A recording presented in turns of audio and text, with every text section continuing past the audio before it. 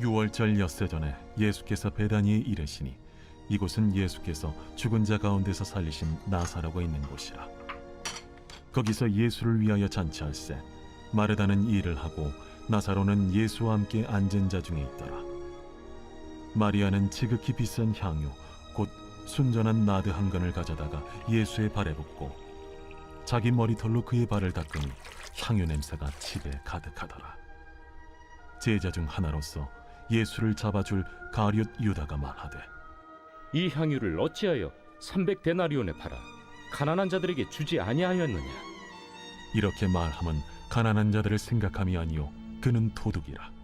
돈꾀를 맞고 거기 넣는 것을 훔쳐가미러라.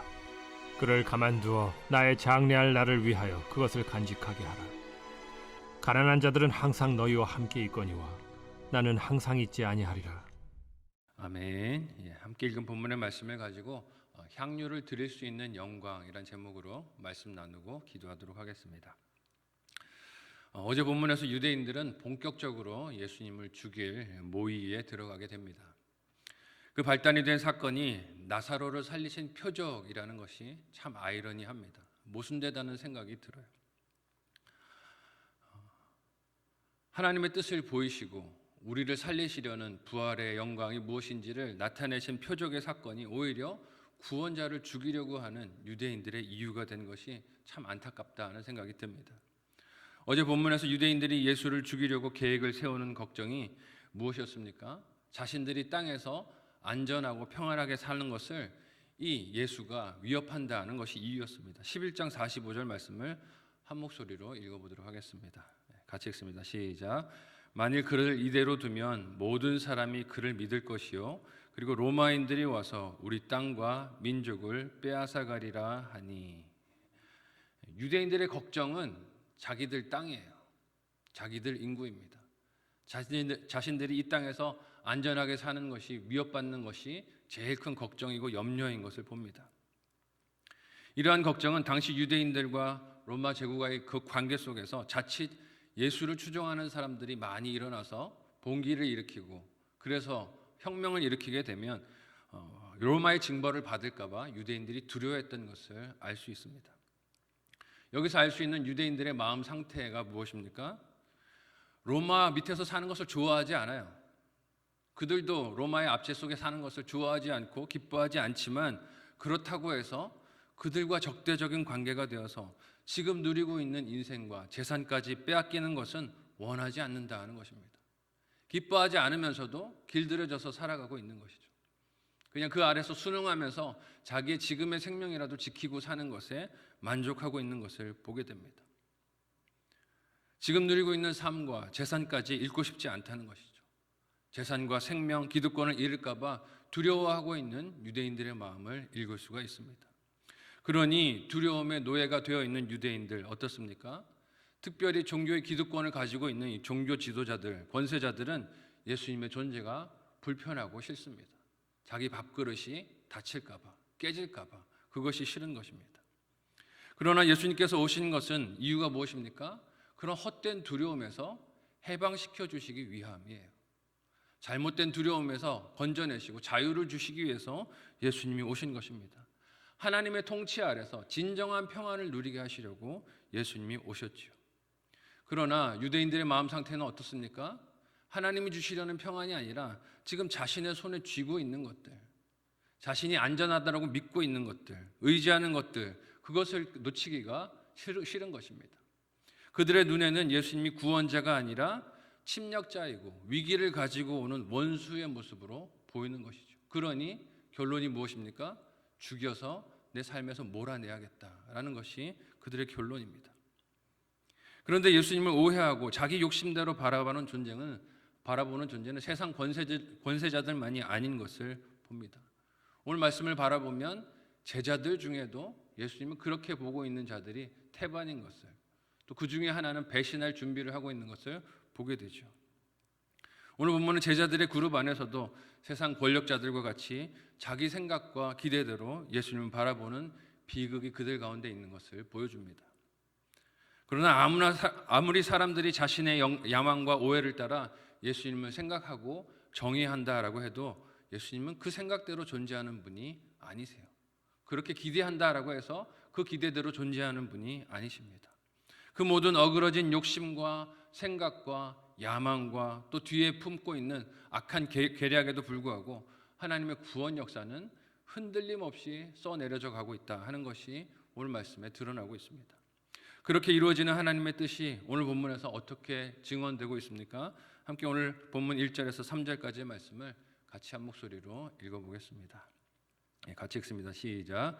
유월절 엿새 전에 예수께서 베다니에 이르시니 이곳은 예수께서 죽은 자 가운데서 살리신 나사로가 있는 곳이라. 거기서 예수를 위하여 잔치할새 마르다는 일을 하고 나사로는 예수와 함께 앉은 자 중에 있더라. 마리아는 지극히 비싼 향유 곧 순전한 나드 한 근을 가져다가 예수의 발에 붓고 자기 머리털로 그의 발을 닦으니 향유 냄새가 집에 가득하더라. 아멘. 유월절을 엿새 앞둔 시점에서 예수님이 베다니에 계십니다. 이 베다니라는 이름은 가난한 자들의 집이라는 뜻을 가지고 있어요. 그 동네에 예수님께서 살리신 나사로와 또 마르다, 마리아가 살고 있었습니다.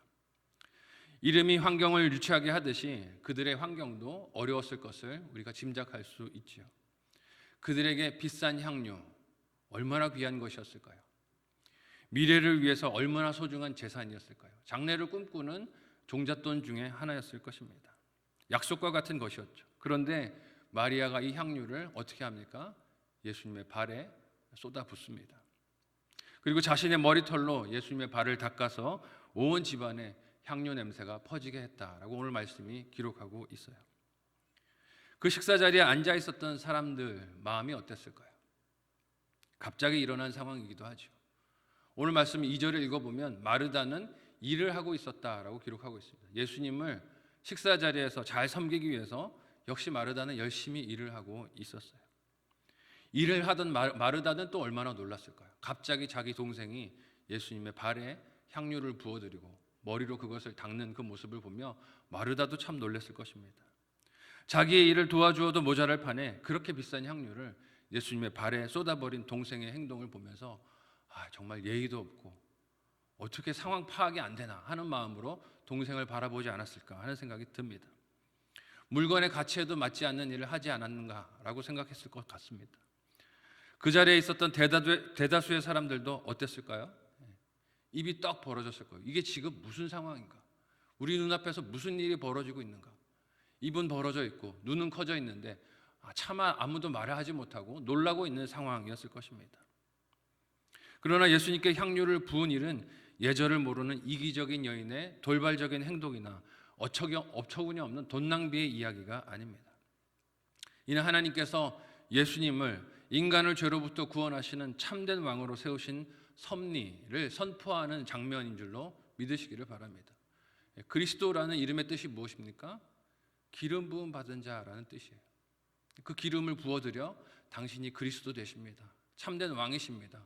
우리를 죄에서 구원하실 메시아 되십니다. 라는 것을 마리아가 신앙 고백하며 표현한 것이죠. 그 왕 되시는 이에게 마땅히 경배하며 감사를 표현해야 하는 인생의 사명을 마리아가 대표로 그렇게 표현하고 있는 자리가 되는 것입니다. 하지만 이를 볼 안목이 그 자리 누구에게도 없습니다. 그녀의 언니인 마르다도 그렇고 제자들도 그렇고 그 의미를 알지 못하죠. 특별히 예수님의 제자 그룹 안에 있었던 가룟 유다는 마리아의 이 일을 보고 어떻게 갈등합니까? 함께 오늘 본문 4절에서 6절까지의 말씀을 한 목소리로 읽어보도록 하겠습니다. 같이 읽습니다. 시작. 제자 중 하나로서 예수를 잡아줄 가룟 유다가 말하되 이 향유를 어찌하여 300데나리온에 팔아 가난한 자들에게 주지 아니하였느냐 하니 이렇게 말하면 가난한 자들을 생각함이 아니요 그는 도둑이라 돈꾀를 막고 거기 넣는 것을 훔쳐가미러라. 아멘. 요한은 마리아의 행동을 책망하는 가룟 유다의 위치가 돈꾀를 맡은 자였다라고 기록하고 있습니다. 여러분 예나 지금이나 그렇지만 돈은 대개 누구에게 맡깁니까? 믿을 수 있는 사람에게 맡겨요. 신뢰할 수 있는 사람에게 맡기는 것이 재정인 것을 봅니다. 그렇지 않아도 정기적인 수입이 없었던 제자들의 그룹 아닙니까? 돈이 들어올 때면 그거를 잘 관리해서 매일매일 분배해서 사용하는 일이 참 중요한 사명이었던 제자들 그룹이었을 것입니다. 정기적인 수입이 없었을 제자들 공동체에서 유다는 이를 잘 관리해서 운영하고 먹고 자고 쓰는 필요를 돌보는 일로 참 성실하게 인정을 받는 제자 중 한 명이었을 것입니다. 든든한 존재가 아니었을까요? 야, 우리 먹어야 되는데 하면 항상 사람들의 시선이 누구를 향합니까? 가룟 유다를 향하죠. 야, 우리 돈 얼마 있어? 이만큼 있어. 걱정하지 마. 우리가 쓸 만큼 있어 라고 말하는 존재가 유다였을 것입니다. 그는 계산에도 빠른 사람이었어요. 그의 똑똑함을 오늘 말씀에서 어떻게 알 수 있습니까? 마리아가 쏟아부은 이 향료의 가격이 대번에 300데나리온이나 된다라고 계산하는 것을 보면 계산에도 빠른 사람이 이 유다라는 것을 알 수 있습니다. 그러나 요한은 유다가 그렇게 가난한 사람들을 운운하며 분통을 터뜨렸던 이유를 어떻게 말합니까?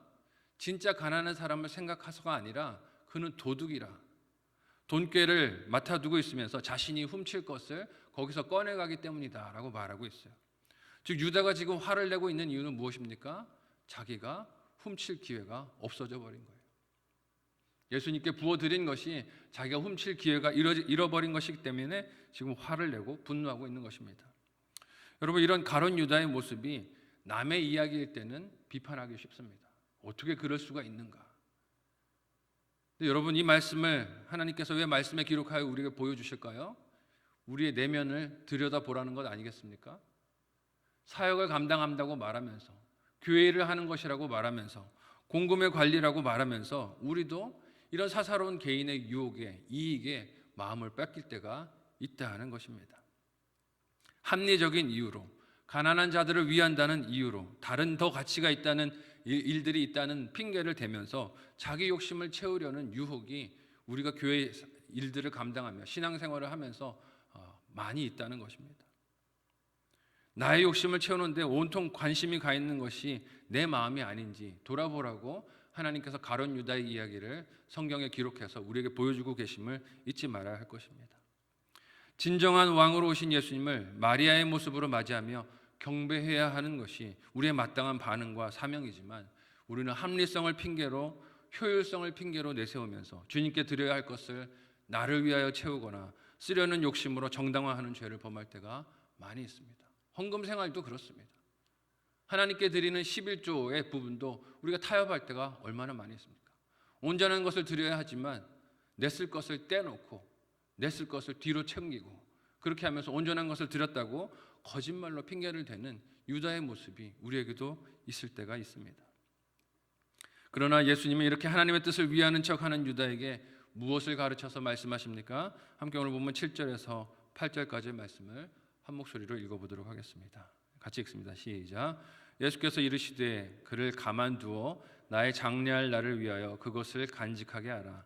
가난한 자들은 항상 너희와 함께 있거니와 나는 항상 있지 아니하리라 하시니라. 아멘.